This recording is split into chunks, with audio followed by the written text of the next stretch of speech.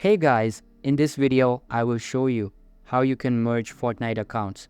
So make sure to watch the video till the very end. And let's begin. First of all, open any type of preferred browser on your PC or laptop. And you can see I am on the official help center of Epic Games. Here it is mentioned that there is no way to merge to Epic Games account and you won't be able to do it, but you can take care of it. What you need to do is scroll down and select Contact Us here. You will be prompted with a support request form.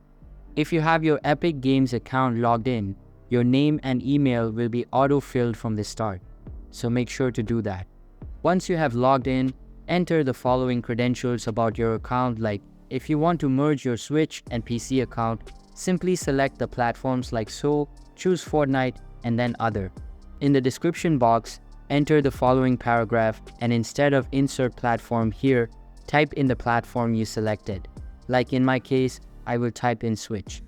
After that, click on the submit button and you will be able to merge your accounts. So that's basically how you can merge Fortnite accounts. So that's all for this video. Hope you liked the video. Thanks.